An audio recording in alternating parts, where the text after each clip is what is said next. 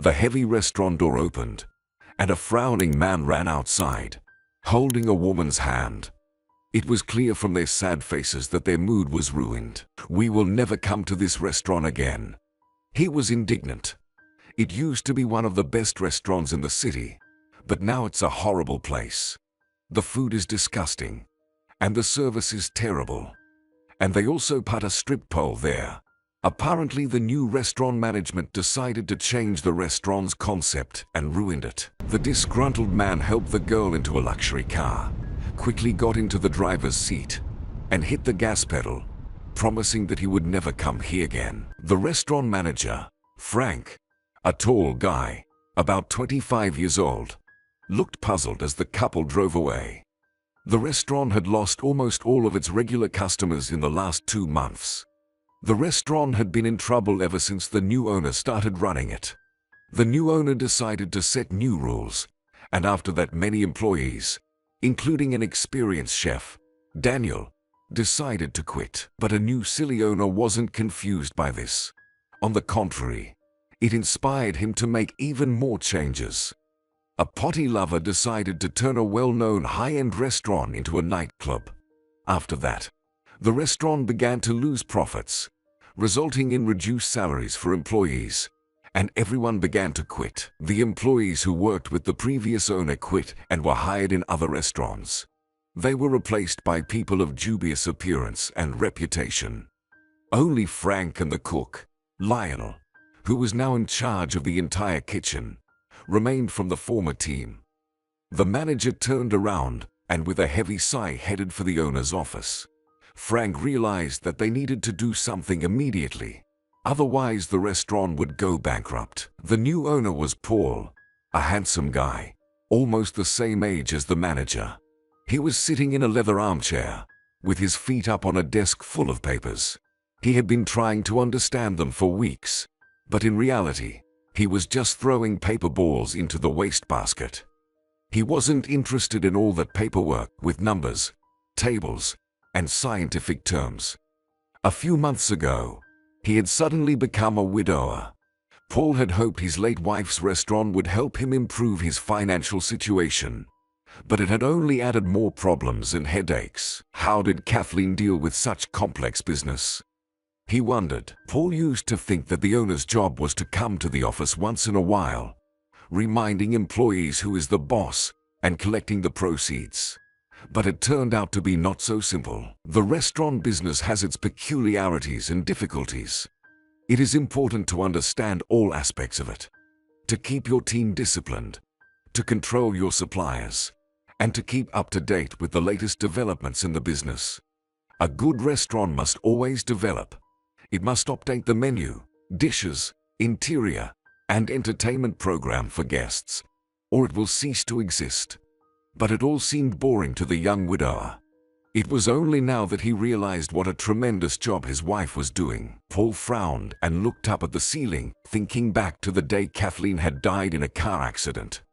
Her car had fallen off a bridge. Her body was never found, but there was a very fast river current, and the investigator didn't even doubt about the girl's death. His wife had no relatives left. Her father died before their marriage, having had time only to bless the couple, and they had only been married for about 1.5 years. Most of their married life they only quarreled, and before the girl's death, their relationship had completely ruined. His wife was constantly busy at work and was unwilling to participate in the carefree life of her chosen one. He hoped that she would support his desire to have fun and enjoy life as much as possible.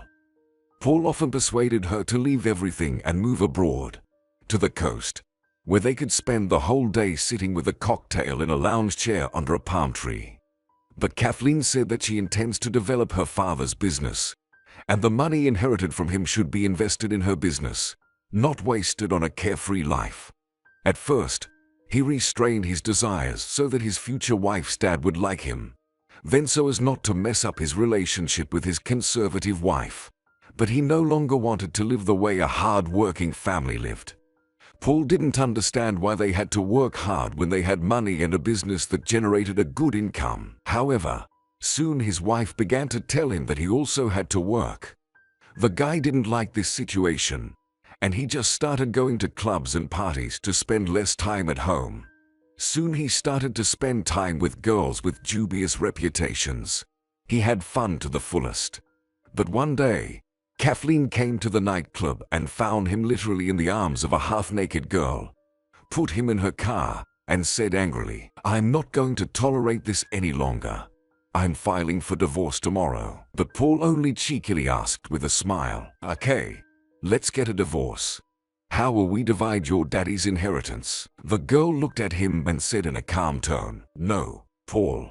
After the divorce, you will be left with nothing, just as you were before we got married. You have earned nothing. If you like living like that, go ahead, but not at my expense." At that moment, Paul realized that she was right. Without her, he would have no money at all. This idea helped the guy sober up instantly, and he immediately started begging for his wife's forgiveness. After that, the man calmed down for a while, pretending to come to his senses and even pretending to look for a job. Kathleen looked at her husband incredulously, but didn't talk about divorce anymore. She even decided to help him get a job. And then that accident happened. At the moment when the police officers called Paul and told him terrible news of his wife's death, he had contradictory feelings. At first, he felt a sense of relief, because now no one would tell him what to do. Now he is an independent man, a rich and happy widower. But the death of his wife also upset him. Justifying his behavior by the death of his wife, he started drinking alcohol again and returned to his former carefree life. In the nightclub, Paul met a pretty girl, Lauren. He had already tried to flirt with her before, but his wife prevented him from doing so. Besides, Lauren didn't want to date a married man. The guy felt that she was not an ordinary girl. He found out that she was the daughter of a local high-ranking official. And then Paul decided to marry her to get even more benefits than from his previous marriage. He tried very hard to charm this special girl and make a positive impression on her father, who had a lot of powerful connections with boundless opportunities. Now, the guy realized that he could not make any mistake. Paul pretended to be a successful businessman, a grieving widower in need of warm family relations. Lauren gladly took on the role of savior of the poor guy and soon agreed to marry him. But at that time, problems began to arise in the restaurant.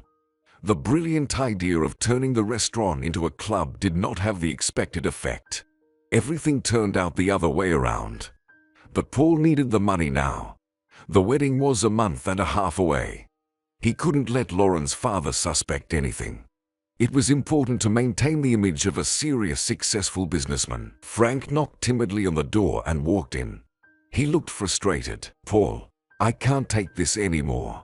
I'm quitting," he announced in a disappointed voice. Paul took his feet off the desk and looked at Frank intently. He couldn't lose an employee who knew how to run a restaurant and was willing to work for a meager salary. Paul realized that he certainly couldn't handle the business alone and was unlikely to find another employee. "Frank, what's wrong?"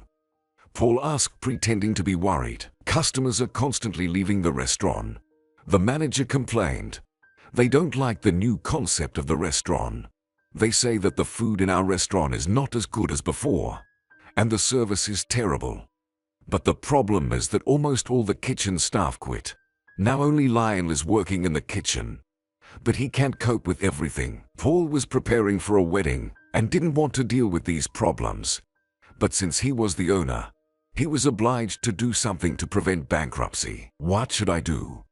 Tell me." The manager scratched his head and said hesitantly, "We have to increase the staff's salaries." "That's impossible," the manager replied with a frown. "When our club becomes popular and starts making a good profit, then I promise to pay bonuses to all employees." "Well, then at least we need to hire a food taster and an assistant for the chef. Otherwise, even Lionel will quit. If he decides to quit, we'll have to feed our guests frozen semi-finished products." "Where am I going to find those employees now?" Paul asked in a disgruntled tone. He sighed heavily and fell silent for a minute. He couldn't lose the restaurant's only chef. Moreover, He had praised his successful restaurant so much in front of the fiancé's father that they decided to celebrate the wedding right here. Suddenly, Paul came up with a new brilliant idea. "Let's go," the restaurant owner said, and rushed to the exit. There, Paul looked around, but there were hardly any people around. The man resolutely approached the girls passing by and asked, "Hello, would you like to work in this restaurant?" The girls looked at him suspiciously and hurried away. But Paul had already noticed a homeless girl sitting on a bench wrapped in an old blanket and shouted to her, "Hello, beauty, come here." The manager whispered fearfully, "Paul, I hope it's a joke." But Paul was unstoppable, for he always liked to make impulsive decisions. "No, I'm not kidding. This girl will be both a chef's assistant and a food taster, and she will only get one salary for 2 positions." The restaurant owner thought, "Are you willing to work in this restaurant?" Paul even thought he could improve his reputation by telling his fiancée and her father that he helps homeless people. Lauren was very respectful of those who did charity work. "Yes, I'd be happy to get any job here." The girl agreed unexpectedly. The manager turned away, not hiding his displeasure. Inside the restaurant, the girl took off her tattered blanket and an old coat, and they saw a girl almost the same age as them, with a short haircut and a pretty face. Her hands were clean, her clothes were clean, and there was no unpleasant odor from her. The guys immediately noticed her large belly. The girl was pregnant. Paul immediately burst out laughing and said, "Well, I wanted to hire 1 employee, but I got 2. I'm so lucky." The girl didn't say anything but looked at her new boss calmly. Lionel, a big tall guy wearing eyeglasses, looked at his new subordinate with a heavy sigh. But there was no choice. He had to get to work. Maybe this homeless girl can at least chop vegetables. "Good afternoon. My name is Lionel. I'm the chef of this restaurant." He introduced himself kindly. "And my name is Alice," the girl replied quietly, looking at the tall guy in the chef's uniform. But they didn't get a chance to talk. Their conversation was interrupted by the waiter who voiced the order of the customers: 2 schnitzel and 2 salads. Lionel got nervous and started pulling ingredients out of the refrigerator. He was scaring both himself and Alice with his chaotic, awkward movements. He tried to do several things at once, but it caused him to drop the food on the floor, then pull new ingredients out of the refrigerator, and eventually forget what he had done before. Alice watched him silently at first, and then she carefully made a ponytail, washed her hands, and began to quickly chop the ingredients. The chef was about to scold her for interfering in the cooking process, but suddenly he realized that she was doing everything right, and it would really speed things up. "Thank you," he muttered, roasting meat in a pan. At that moment, a waitress and a bartender entered the kitchen. They were laughing loudly at some joke, not caring that the customers could hear them. The restaurant staff didn't care about the reputation of the restaurant. When they saw the new employee, they looked at each other and laughed even louder. The bartender, with freckles on his face, spoke through laughter. "I thought Frank was joking, but this girl really works here now. Our boss has come up with another brilliant idea that will bring us one step closer to bankruptcy." The waitress echoed, "Where did you come from?" "From what dumpster?" The new employee didn't have enough money for new clothes, but she was well-mannered, and ignoring the mockery, she started peeling vegetables. They laughed some more, but when they saw no reaction, they left the kitchen. Lionel looked at the assistant sympathetically and blamed himself for not being able to stand up for her. "Just ignore them. They do that to everyone," the chef said. "They used to mock me too. Sometimes they still mess with me." "I don't really care," she replied calmly. "But why do you let them treat you like that? You're a chef. Am I a chef? Look at me," the guy exclaimed and blushed. "Everything constantly falls out of my hands. I'm a loser, not a chef." He scolded himself. "You know, when I cook at home, I make culinary masterpieces suitable for a Michelin star." He continued to talk. "But when I'm at work, everything is guests. He talked about his feelings for the first time. He had known this girl for no more than an hour, but for some reason, he began to trust her immediately. Such a heartfelt story touched Alice's heart. She wanted to comfort this awkward and shy, but nice guy and help him, at least with advice. "You're too nervous and simply don't know how to organize your work process properly," she explained. "Just try to relax and understand that it depends on you whether the customer will come back to this restaurant or not." The girl looked with a smile at the guy, who was listening to her with his mouth open. And suddenly she walked to the kitchen door, opened it slightly, and whispered, "Look," she said, pointing to the guests at the window. "That's the couple you are cooking for right now." And now he has taken his girlfriend's hand and is saying something to her. "I think he's saying words of love to her. They're very nice, aren't they?" she asked, looking at Lionel. "They are your guests. They could have stopped by the burger place, or they could have just stayed home and ordered pizza. But they came to your restaurant, Lionel. Do you want to give them a gastronomic delight so they'll remember this beautiful evening for a long time?" The guy looked intently at the couple. It was the first time he had ever looked at his work from that angle. Alice pointed at the food waiting to be served and suggested to the chef, "Lionel, imagine you're an artist and you're about to create a brilliant canvas, and I'm going to hand you the brushes and mix the paints." The chef liked such a metaphor. He ceased to be nervous. In his eyes sparkled with creative inspiration. With quick and precise movements he made salad and decorated plates with meat. For a moment, time and space ceased to exist for him. Alice admired the enthusiastic expression on his face. After the waiter had carefully delivered the culinary masterpieces to the customers, Lionel approached the door 2 more times to watch his guests' reactions to the meals he had worked so hard to cook. He returned to his workplace satisfied and happy. Now he was not afraid of any new order. His fear disappeared suddenly and without a trace. The guy was overflowing with the desire to create and share his creative energy with people. That evening, satisfied waiters, who received generous tips, looked at the chef with respect and told him the words of gratitude from customers. Since that day, Lionel didn't have to worry anymore. Now he was happy to go to work, where a fragile, kind girl was waiting for him at the entrance to the kitchen with a gentle smile. The new employee quickly made friends with the staff. Her presence unexpectedly changed the atmosphere in the team. Lionel and Alice became friends, and, one day, he dared to tell the girl a sad story from his childhood, which affected his personality. When he was 11, his father left them for another woman, and soon he had another son. The sensitive child was sure that his father did that because his son was not good enough, so his father chose another child. He lived with this idea for several years. Apparently, that's why he developed insecurity and low self-esteem. "I don't remember my dad at all. I've lived with my mom all my life," Alice confessed unexpectedly. Lionel bit his lower lip nervously and dared to ask the question that had tormented him for a long time. "How did you end up homeless?" Alice flinched, turned away, and then suddenly said, "Oh, I lost track of time.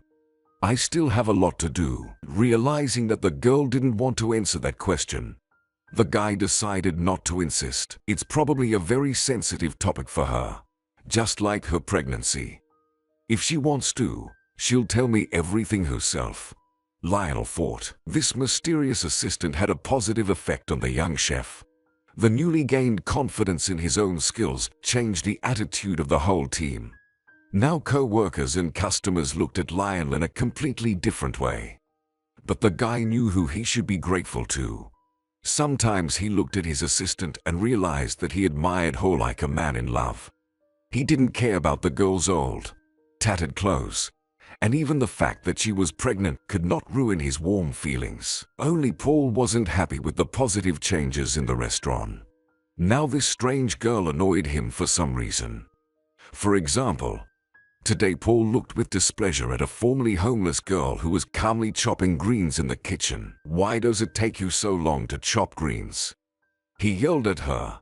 "There's a wet floor by the sink. Wipe it up immediately or you'll sleep and fall there yourself." he muttered. The girl obediently took a rag and wiped the drops of water from the floor. Her obedience irritated the young businessman even more. Passing by her, he couldn't help but yell at her. But recently his beloved Lauren had sincerely praised his noble deed, so it would be foolish to fire this girl now. Alice annoyed him for some reason, but he couldn't explain this sudden hostility. However, there might have been one reason. This pregnant homeless girl reminded the guy of his dead wife, either in appearance or in her movements. He even realized that sometimes he deliberately mocked and humiliated the new employee, imagining his ex-wife. He wanted revenge for the time he was forced to live by her rules. Alice was doing well in the kitchen, and customers were now praising the restaurant's chef. But Alice's outward resemblance to his ex-wife made him angry. Well, that's okay. After the wedding I can fire Frank, Lionel and Alice. I'll sell the restaurant and forget this nightmare. I deserve better. Thinking about the new opportunities after the wedding, Paul smiled. The girl's father shared a secret that he was preparing a surprise for the newlyweds. A big wedding trip abroad. There Paul will persuade Lauren to do something that Kathleen refused to do. Lauren had a completely different personality, and Paul knew that if he promised her eternal love, Lauren would agree to anything. They will live abroad and her father will pay for their beautiful life. Alice walked out of the kitchen into the corridor and noticed a strange man with a leather bag in his hand. She had seen him before. His gaze made her uncomfortable every time. He came to Paul's office about twice a week, but no one knew who it was. I don't know who that person is, Lionel answered indifferently. Maybe it's a wedding planner. But that's none of our business. Alice disagreed with him. I don't think a person with such a strange appearance would be involved in organizing celebrations. The wedding day came. Paul spent the last of his money to maintain his reputation as a successful businessman in front of his future in-laws. He hired a designer to decorate the restaurant, and 3 more chefs for the party. Hired a wedding planner and a DJ, and ordered a huge cake. The wedding celebration was going great. The happy bride tenderly embraced the groom. Her father was sipping expensive wine and looking at the couple with a smile. And the guests were having fun, rejoicing at the creation of a new family and the opportunity to eat delicious food. Suddenly, Alice entered the restaurant. Guests were having fun, and no one paid attention to her until she stepped up on stage and took the microphone in her hands. Dear guests, I have something to tell you, the girl said in a calm voice. Paul was surprised, blushed, and said rudely, What are you doing here? You should be in the kitchen. Go to the kitchen. Now, Paul. Wait, Lauren pronounced.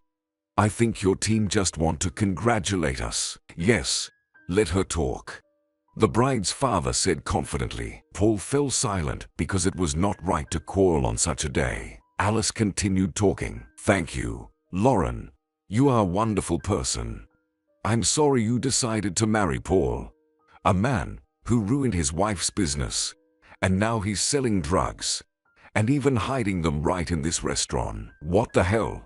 The groom shouted, looking at the bride's father with eyes full of fear.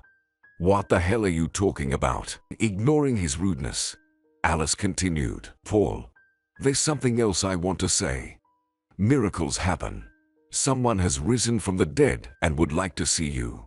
She pointed with her hand to a woman in the dark corner. Paul looked at her with horror.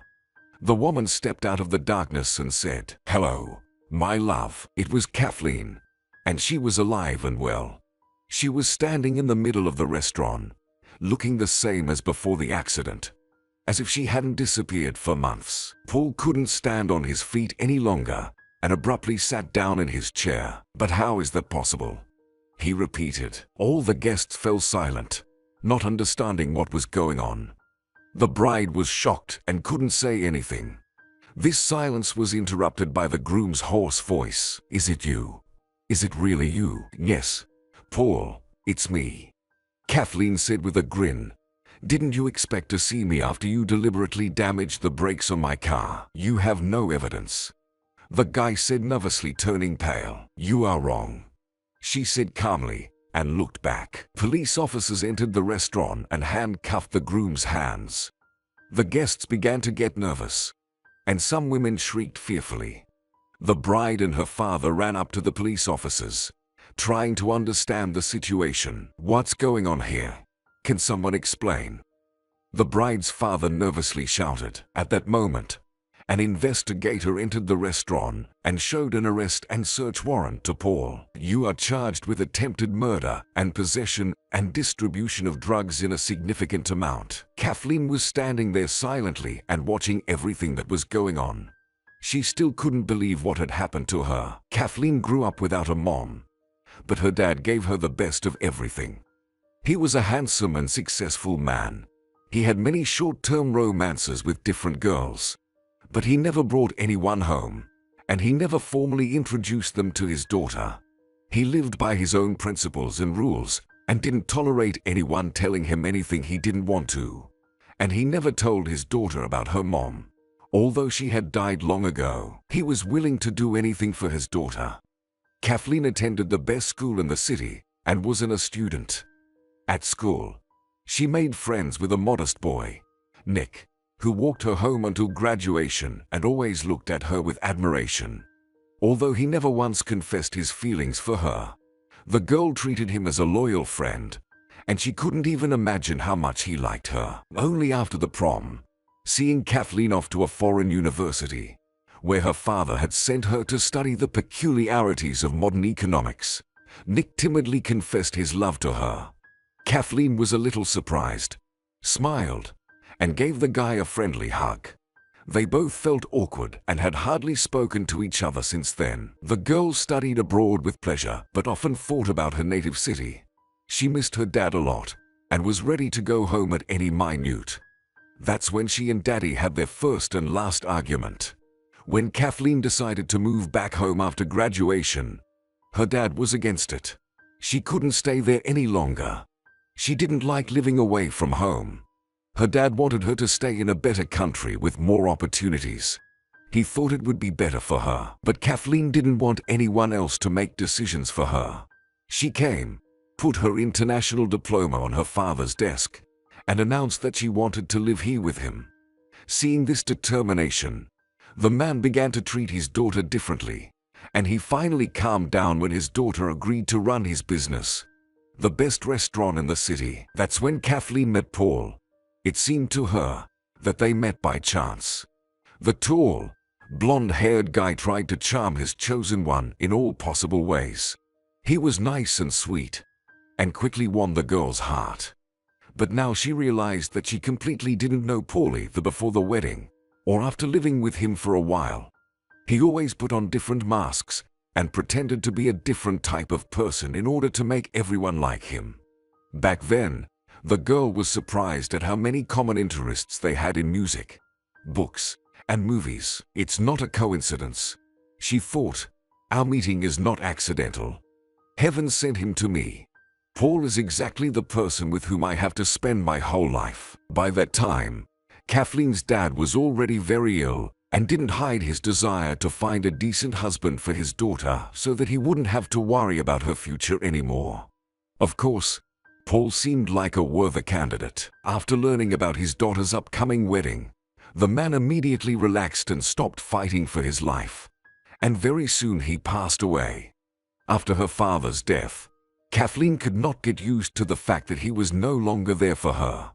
In the past, she had always been able to visit or call her dad at any time, to share her joyful news or, on the contrary, to tell about her worries, or just to hear his loving voice. Daddy always had time to talk to his daughter. After waiting a few months, Paul began to persuade Kathleen to get married officially, saying that it was what her dad wanted. The girl agreed, and they registered their marriage, without throwing a wedding party. Kathleen began to spend a lot of time at work. She wanted to make her father's restaurant even better, so that her father would watch her from heaven and be proud of her. The girl also planned to open 2 more restaurants. She always hoped for her husband's support in developing this business, and she asked him several times to join the family business as well. But after the wedding, Paul has changed a lot, and only began to waste his wife's money. Her friends constantly told her that her husband was having fun with other girls. At first, Kathleen was very upset, but then she was mad at herself for making the wrong choice. When the girl finally saw her husband drunk, having fun with some girls, she decided to divorce him and immediately told him about it. Everything changed the day Kathleen drove to a new vendor out of the city. The memory of that terrible accident made her shudder. All she could remember was hitting the brake pedal as she turned onto the bridge and realizing that the braking system had failed. She pressed the brake with all her might, but in vain. Kathleen was unable to control the car, and the car began to drift down the sharp slope to the river. The girl looked with horror at the irreversibly approaching edge of the cliff. Her whole body stiffened with fear, and she couldn't move. Well, this is it, the girl thought. The girl hit her head on the steering wheel and lost consciousness for a moment. She woke up from the intense pain when she was already in the river. The car was quickly filling with water, and Kathleen, not realizing her own actions, pulled the car door, and it opened. She managed to get out of the car, which immediately went to the bottom of the river. The current of the river picked up and swirled the unlucky girl. But panic and fear of drowning made her fight for her life. She tried to swim with her last strength, but she didn't realize what she was doing. She didn't remember how long she had been floating down the river. But she only came to her senses when someone shook her by the shoulder, trying to talk to her. She felt intense pain all over her body. Kathleen was wet and cold. She moaned, but her voice was weak and hoarse. Opening her eyes, she saw a girl's face in front of her that looked familiar. Looking around, she realized she was lying on the riverbank, in wet clothes. "Are you all right?" the strange girl asked, and leaned over her, peering into her eyes. "Everything really hurts," Kathleen whispered with shaky lips. She had a severe headache and felt like everything in her chest was fractured. She was also shaking, for it was getting unbearably cold outside. "My name is Alice. And yours?" the girl introduced herself. "Kathleen," the girl replied quietly, and suddenly asked, "Your face looks familiar. Do we know each other?" Alice shrugged uncertainly and asked, "What happened to you? Can you work?" But noticing that the rescued girl was shaking, she hurried to get help. In a couple of minutes, she brought a neighbor, a big man with stubble on his broad face, who easily picked Kathleen up in his arms and carried her to a small house. Alice took off Kathleen's wet clothes and put her on a wooden bed with a soft mattress and blanket. Kathleen watched her savior through half-open eyelids and couldn't remember where she had seen her before. It was strange, but Alice was thinking the same thing. It seemed to Alice that she and Kathleen knew each other. Passing by a large mirror on the wall, she suddenly stopped and looked at her reflection. Suddenly she realized where this incomprehensible feeling came from. It was just that Kathleen looked a lot like Alice. Once in the soft bed, the rescued girl felt warm and cozy. Her pain subsided, and she fell asleep. But as soon as she fell asleep, she had a nightmare of falling endlessly into the river, drowning, and trying to swim to shore. Through the dream, she heard a quiet conversation. "Mrs. Parker, will she survive? Maybe we should call a doctor," a familiar voice asked worriedly. "If you want to call a doctor," the second person replied grudgingly, "then why did you call me?" "I'm sorry. I didn't mean to offend you. I'm very worried about her. She is very pale and has been feverish for hours." Kathleen opened her eyes uneasily and saw that it was already dark outside the window. Mrs. Parker turned out to be a skinny old granny, wearing a clean and neat white shawl on her head and looking like she had just come back from church. Apparently, she was the local witch doctor. Kathleen didn't trust alternative medicine, but she liked this nice granny. She smelled like lavender and a bouquet of wildflowers. Mrs. Parker moved her wrinkled, narrow palms over Kathleen's body and then examined her chest and head, and the girl felt severe pain. "Everything is clear to me. The girl's chest and head are badly bruised, but there is no fracture. In the evening I will bring you some herbs," she said to Alice. "Brew them for her, and apply this herbal ointment to the bruises. Don't worry, She will recover quickly. Mrs. Parker was silent for a moment, then frowned and said in a puzzled tone, "I actually feel something else." She looked at Alice and commanded her firmly, "Give me your hand, Alice." The girl held out her hand in surprise. Granny took Alice's hand and Kathleen's hand and, suddenly, fell silent, then began to stare intently in front of her, muttering something quietly. After sitting like that for about a minute, Kathleen wanted to say something, thinking that Granny had fallen asleep. But Alice looked at her and put her finger to her mouth, showing her to be quiet and not to disturb Mrs. Parker. Finally, a witch doctor came out of her trance and put the girls' palms together. "Do you know you are sisters?" she asked suddenly. The girls looked dumbfounded at Mrs. Parker and then at each other. "What did you say? How is that possible?" Kathleen uttered. Grandma shrugged her shoulders and said, "I see that you are siblings. Twins. You must have been separated when you were babies.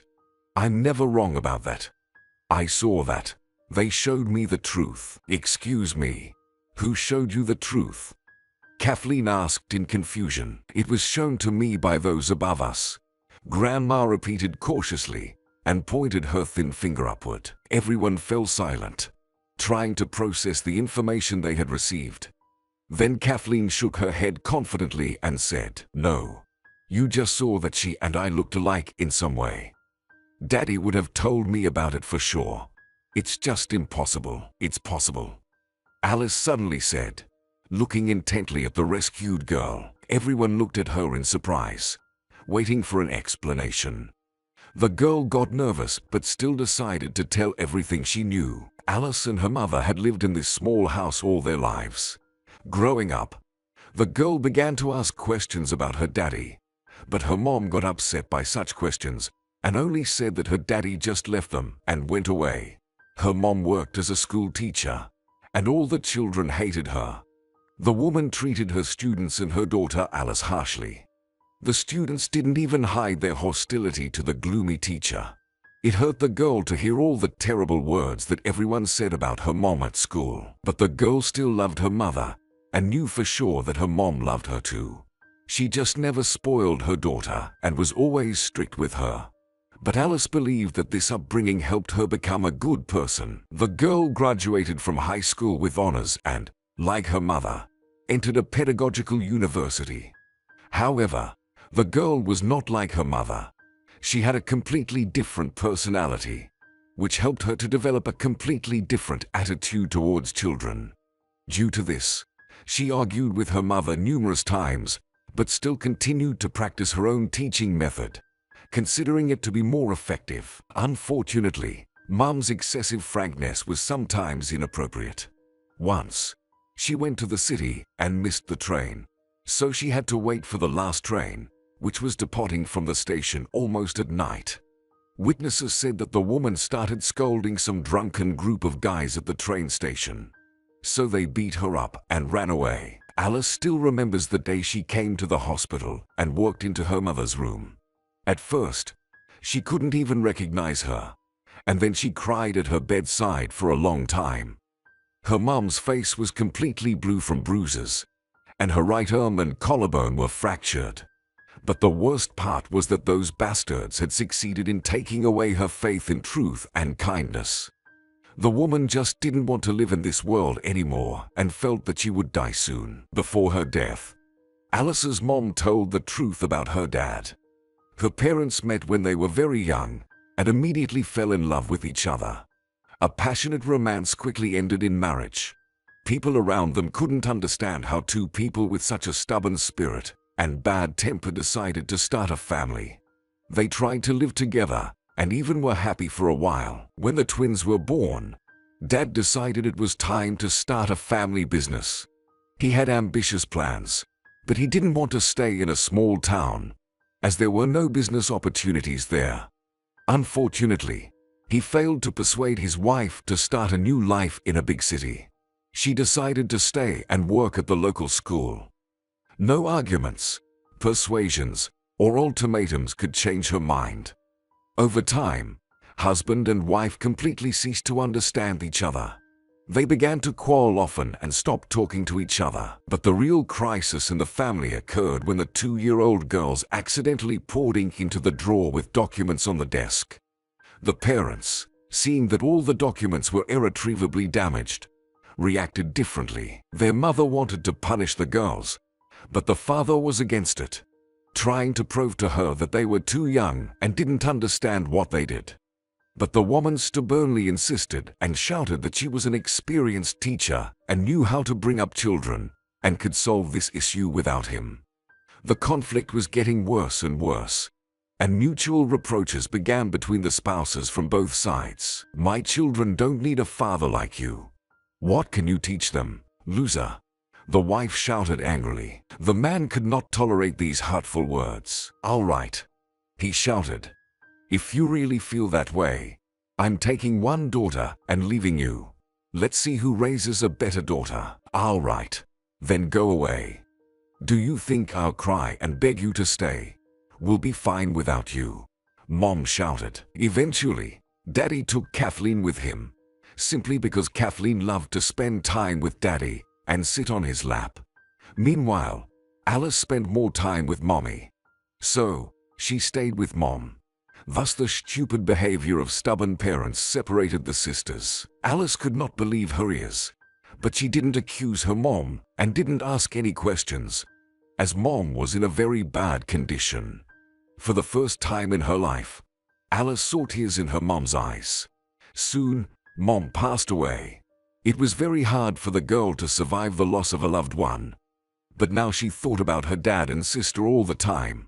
Alice had even tried to find them, but after the divorce, her mother had changed her and her daughter's last name and never had time to give any information about her father. Kathleen listened to Alice in silence and looked intently at her sister. She finally realized what it was that had tormented her all her life. It was the feeling of something missing, something with which she still had a close connection. Her sister. It was hard to believe this incredible story. How could their parents have made such a terrible mistake when they were young? And more importantly, what did they do it for? To prove something to each other. After all, in the end, so many people suffered because of such a stupid act. These thoughts finally drained Kathleen of her strength. She closed her eyes and rested her head on the pillow. Right now, something else was plaguing her. Kathleen did not doubt that her husband had set up the accident. The day before the accident, he told her that his car was in a car repair shop and he'd taken her car to go somewhere. When Paul came home that night, he was very tense and tried not to look at Kathleen. But what should she do next? How can she prove that he was the one who did it? She couldn't go home now. It was dangerous. Thinking about it all the time, the girl didn't notice when she fell asleep. Suddenly, Kathleen felt something heavy, but very warm and soft on her chest. Without opening her eyes, she reached out her hand to free herself from the weight. But when she felt a big fluffy living creature, she immediately took her hand away and opened her eyes. She saw the huge, sparkling green eyes of a cat nestled on her chest in front of her face. The red cat looked at her with genuine surprise, not understanding why the girl was so scared of her. Then Alice's voice came from the kitchen. "Luna, get away from Kathleen. Come here, it's time for breakfast." The cat slowly stretched and headed for the kitchen, wagging her tail. A smiling Alice entered the room and, wiping her hands with a towel, asked, "So, how are you doing? Sorry, I didn't see that Luna was bothering you. But it's good that she was resting on your chest. Some people say cats can heal." Kathleen moved and realized that her head and chest were actually hurting less than before. Maybe it was the herbal potion from Mrs. Parker that she drank before bed. Or maybe it was the merit of Luna, who was lying on her chest. In any case, the rescued girl managed to get out of bed on her own. Alice, carefully supporting the girl, took her to the bathroom, and then helped her sit down in the comfortable armchair in the kitchen where their mother liked to rest. She often spent evenings in that armchair reviewing students' homework. Alice had already made pancakes and brewed tea. Sitting across from each other, the girls had breakfast, not knowing how to start a conversation. Yesterday, they didn't have a chance to talk, but today, they didn't know what to say. And then a cat approached them and began to rub its side affectionately against one girl, then against the other, as if pushing them to start a conversation. They laughed, and then looking at each other, realized they were thinking the same thing. "Luna recognized you," Alice said, looking at Kathleen tenderly. "Actually, she always hides from strangers, but she doesn't hide from you. So that means you are indeed my sister." Kathleen smiled and replied, "I'm happy that I have a sister now." They curiously looked at each other's facial features, noticing that they had a lot in common. A new feeling, unavailable to them before, encouraged the girls.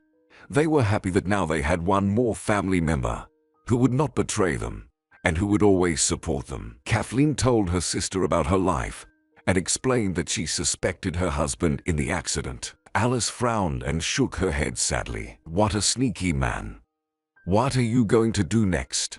Maybe we should follow him somehow." "No, I can't do that. He'll recognize me right away," Kathleen replied with a heavy sigh. "But I can do it," Alice suggested, and noticing her sister's incredulous look, she continued, "Why not? It's break time at school now, so I have some time official. I'll put on some old clothes and pretend to be a homeless girl. I can also stick a pillow on my belly so everyone will think I'm pregnant." Kathleen didn't want to agree to such an idea. She was afraid her sister would be in danger, but there was no other plan. 3 weeks later, Alice finally managed to talk her into it. After that, they developed a plan. Alice had to secretly keep an eye on the restaurant, pretending to be a homeless girl. But unexpectedly, thanks to Paul, she got a chance to spy on Kathleen's husband inside the restaurant by getting a job there. When Alice returned home from her new job, she happily shared all the details of her day. But Kathleen had a different reaction to such news. "You're not going there again," she stated. "Why not? Everything is working out perfectly," her sister asked in surprise. "Alice, I don't know what I can expect from that man or what else he's capable of," Kathleen said, and added quietly, "I don't want anything bad to happen to you." And suddenly tears welled up in her eyes. Alice hugged her sister and said, "Sister, don't worry. Everything will be fine. The main thing is that we are together now." The girls hugged each other and discussed further actions. Suddenly Kathleen thought of her school friend Nick. Some of her former classmates had once said that he was now working as a police investigator, and she finally realized who could really help her. But all her former contacts were lost along with her phone drowned in the river. After all, no one keeps phone numbers on paper anymore. Kathleen was still too weak, and it was not right for her to show up in the city. But her sister quickly managed to find the investigator and asked him to come to a small town and talk to Kathleen. It was unclear from the look on his face whether he was happy about such a request or not, but he rushed to a small town that same night. "Nick, is that you?" Kathleen exclaimed. She couldn't believe that handsome, broad-shouldered man was the same shy, skinny boy who had walked her home from school years ago. "Yes, that's me." He smiled awkwardly as he stepped closer and took Kathleen's hand. Looking into her eyes, he thought they were even more amazing and attractive than before. His former feelings for the girl flashed into his mind again. Unlike Kathleen, he hadn't stopped watching the former classmate's life over the past few years. He had found out about her wedding almost immediately after the girl had returned from overseas. And after the news of her death, he couldn't come to his senses for months, until Alice came to the police station. Nick and Kathleen talked until late at night. First, they discussed the accident and the plan for the girl's future resurrection. And then they simply recalled their carefree youth. Now the admiring gaze and warm, caring hand of her school friend, gently squeezing her palm, felt differently to the girl. What a silly girl she had been before. She was looking for true love somewhere else, and trusted Paul because of his attractive looks, while the man who really loved her was so close. Nick examined Kathleen's car, which was found far away from the accident site, and Kathleen's suspicions were confirmed. The brake cylinder in the car was deliberately damaged, which caused the brake system to fail. Working in the restaurant, Alice managed to understand what was going on there. The girl, to whom no one was paying attention, found out that Paul had started selling drugs because of the severe shortage of money. And she even managed to find out who was delivering the drugs and when. The dealer turned out to be the very same suspicious stranger who came to see Paul several times a month. The last drug delivery was just before the wedding. Nick had to risk his job to detain Paul at a wedding attended by many officials. But everything went according to plan. After a large amount of white powder was found in the office, Paul confessed to everything he was accused of. Instead of a vacation, he was now facing a long sentence in jail. That's what happens when you try to live a carefree life and start breaking the law. When the two sisters met on the street, they ran towards each other, laughed through their tears, and embraced each other. They hadn't seen each other in months, only communicating by phone. First Kathleen and Nick went on vacation. Then Alice went to another city together with Lionel, who was invited to participate in a TV cooking show. Then they had to solve a lot of work issues, so they couldn't meet. They missed each other so much that they decided to live in the same neighborhood and promised each other they would never be apart again. Hugging her sister, Kathleen suddenly pointed to Alice's belly, peeking out from beneath the open trench coat. "Are you pretending to be a pregnant girl again?" Alice laughed merrily and replied, "No. Now I'm pretending to be a future mom. I had an ultrasound yesterday. We are having twins." Kathleen looked tenderly at her sister, leaned over, and whispered in her ear, "Just make sure they will never part." Alice smiled sadly, realizing what her sister was talking about. She hadn't realized before what a blessing it was to have a sister. It's a special relationship. It is friendship, trustworthiness, support, and love. It can be described by only one most precious word: family. And whatever happens in life, sisters and brothers should always be together.